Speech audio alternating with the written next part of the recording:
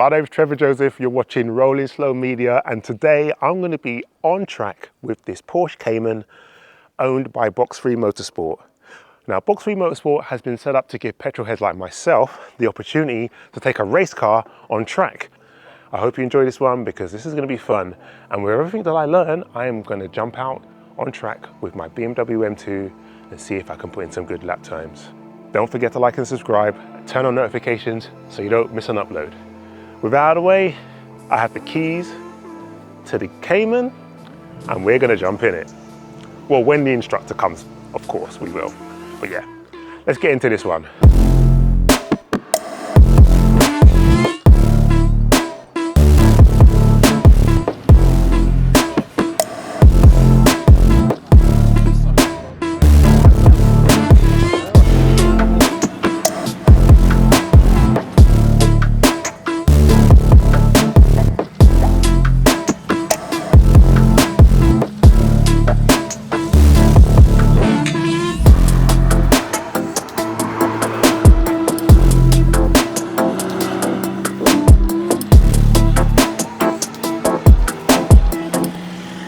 So my day started at 6 AM at home, waiting for a fellow M2 owner and YouTuber, Roberto, who runs the YouTube channel The Tailoring Talk magazine. He was also invited by Box3 and had secured a track ticket just like myself. That gave me an idea.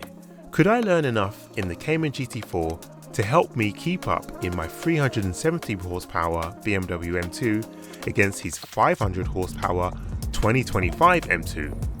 Roberto was up for the challenge, so with that settled, we jumped in our cars and we headed to Bedford Autodrome.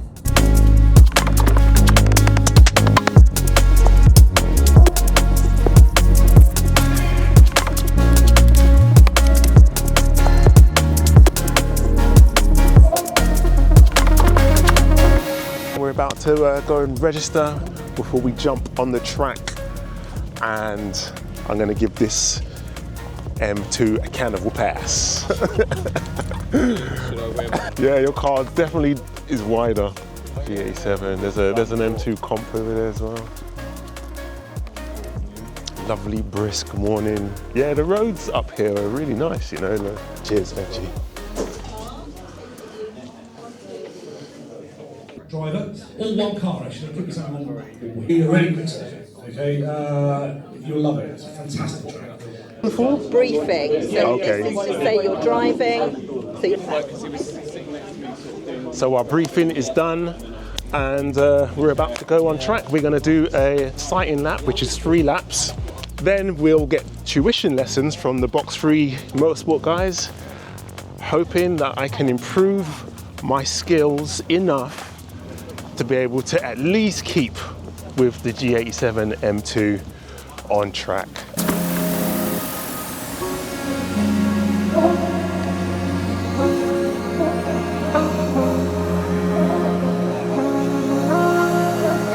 As the Box3 crew prepared the car, I knew I had to give myself every possible advantage. This wasn't just another track day, it was a challenge and I needed to be ready, so I took the opportunity to head out for a sighting lap, using it to lock in the track layout and get a feel for the conditions. If you've been following my journey, you'll know I've tackled Bedford before in a 911, but let's be real, I haven't driven it enough to have every corner burned into my memory. This time I needed to be sharper, more focused and fully dialed in. With the sighting lap completed and my confidence building, I strapped myself into the Cayman, ready to take the challenge ahead. As I settled into the cockpit, I took a moment to familiarize myself with the cabin, ensuring everything was dialed in. My instructor, Adriano, delivered a crucial pep talk, one that would set the tone for the intense session ahead.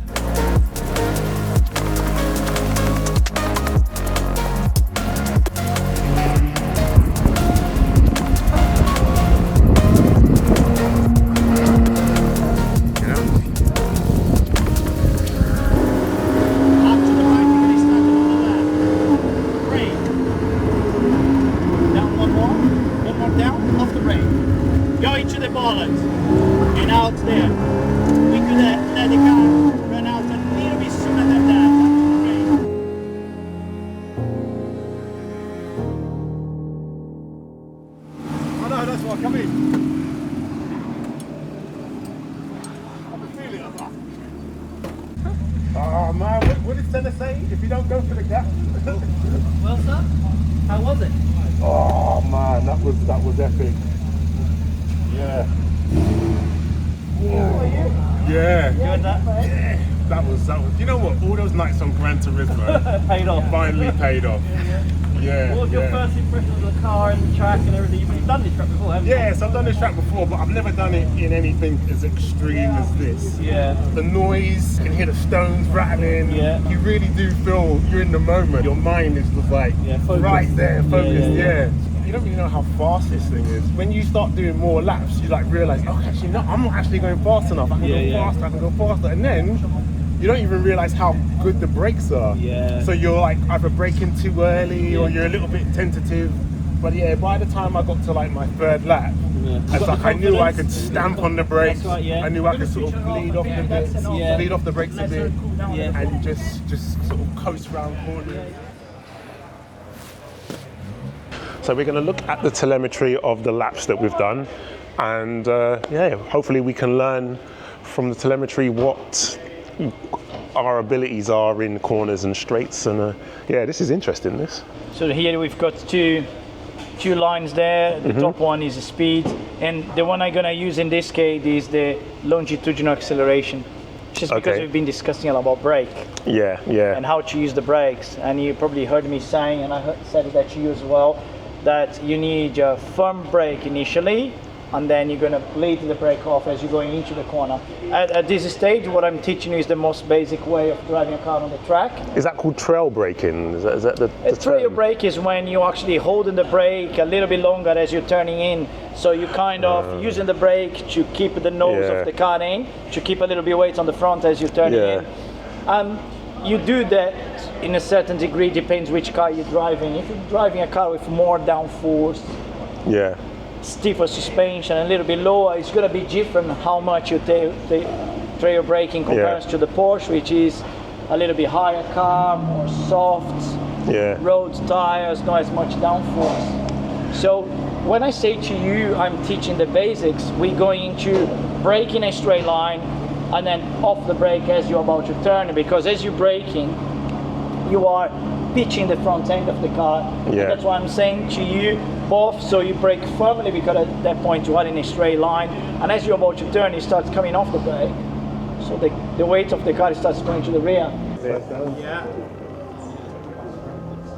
You got to pull the little rubber bit. Alright. Hold on to test the... After analysing the telemetry, I pinpointed the areas where I could improve. Determined to shave off a few seconds, I headed back out with Adriano by my side, ready to push myself and the car even harder.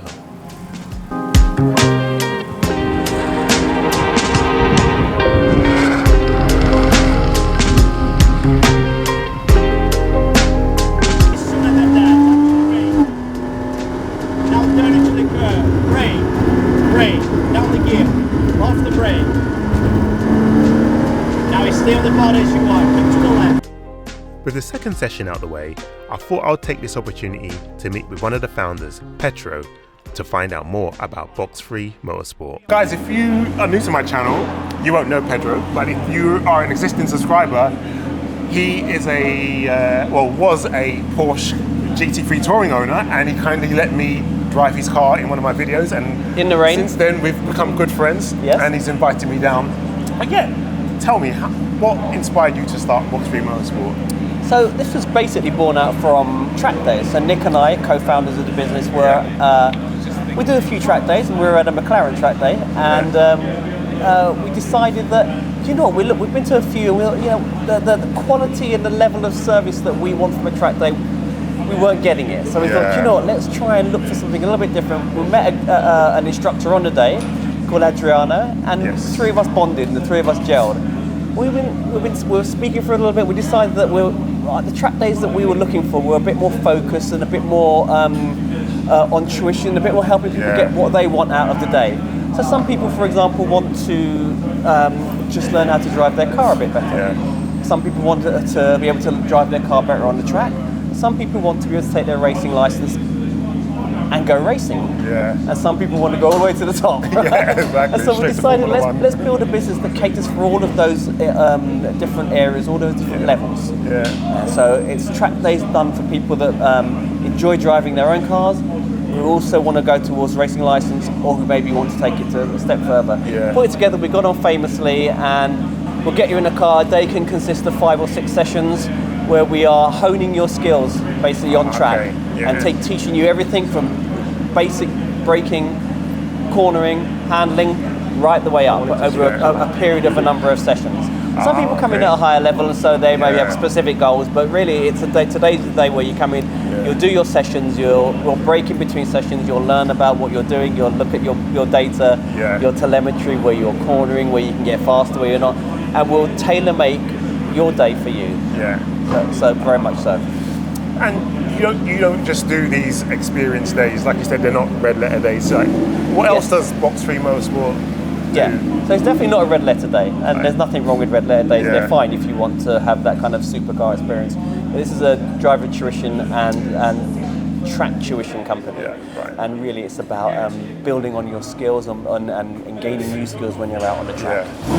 But Box3 is also a motorsport team, so we are racing this year. We're racing Genesis this year, and the interesting story about this is we're racing one of our co-founders, Nick Casey's, his rookie season. So it's a really interesting case study of where you can be, what you can do from beginning. So to when racing you say in a car. rookie, he's never done motorsport Never before. done motorsport before. So you're really sort of taking someone with like zero motorsport That's experience, right. and you're chucking him in the deep end and teaching him. enthusiasm, some raw talent, and give them all the training and the skills that they need to go through and compete in the first season. That's what Box3 is about. It's really about taking you on a journey. So where can anyone who's watching this video get in contact with Box3 Motorsport? Usual places, you can go to us on our social media, which is box3.motorsport. You can go to box3motorsport.com. My name's Petro. You'll find our contact forms there, and we'll talk to you. We're happy to have a chat with you and discuss your needs, and we'll take it from there. We're very friendly. We're very approachable. We don't bite. Come talk to us, and we'll see what we can do for you. Guys, I'll put a link in the description below to Box3 Motorsport. If you're interested in motorsport and want to learn how to drive on track, drive fast, or you're interested in taking your motorsport skills to the next level and becoming an actual racing driver, Box3 Motorsport is the one for you. Pedro, thank you so much. Pleasure I can't wait as to always. get back out. Yeah, I think it's my turn now. You're due out now. Yeah, guys.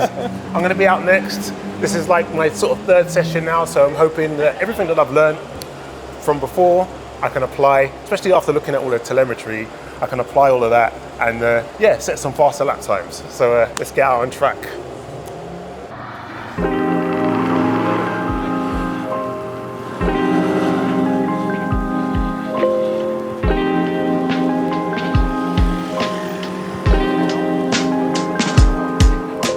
So after the third session was out the way, I thought it was a good time to meet with Roberto to find out if he was still up for the challenge. I want to know if after my experience in the Box3 Cayman, have I learned enough to be able to keep up my M2, keep up with Bobby in his 2025 G87 M2. I'm hoping I can. I'm probably dreaming, but you know what? You can dream big. Before we go out, I just want to introduce you to Bobby. Bobby, thank you for coming on the channel and bringing your lovely car. And it's great to see you, man, because we've kind of been speaking for like months now. We haven't even met, so today's like our following first each other time. on YouTube as well. Bobby has a channel. What's your channel called? It's Tailoring Talk magazine. I'll put a link in the description below. Have you found it today? Have you done track days before? I've only done like a red letter level kind of track day where you get to drive an Aston Martin and a Ferrari around the track, and you know it's pretty tame. So this is the first proper track day that I've ever done in my life.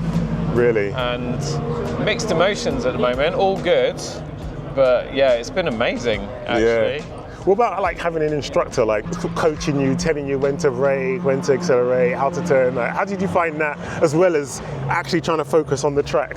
I think if you're good, anyone who's never done a track day that's wondering, if you're going to come and do something like this, if you've got the opportunity to have an instructor with you, highly recommended, because there's just so much that you have to consider and think about when you're driving on track. Especially today. Today's a busy day because I think it's like the first weekend of the season or something. Yeah, that's so true. it is absolutely crazy here.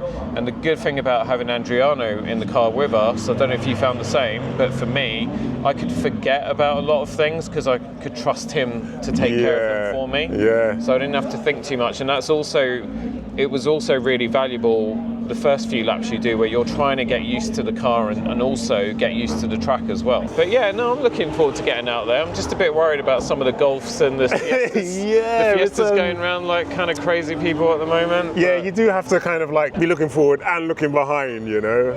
I think we'll be fine. Yeah, no, we'll be fine, you know, and it's not a race. Yeah. You know, Nah. we're just I just want to know if I've what I've learned through the bends, if I can keep with your car. I know as soon as we get on the straight, there's like a lovely long straight and a chicane. You'll be gone. That's it. You'll be a blip. Until then, let's see if I can keep up. I think you will. All right, let's do this. All right, guys, let's get out in our BMs and see if I can keep up.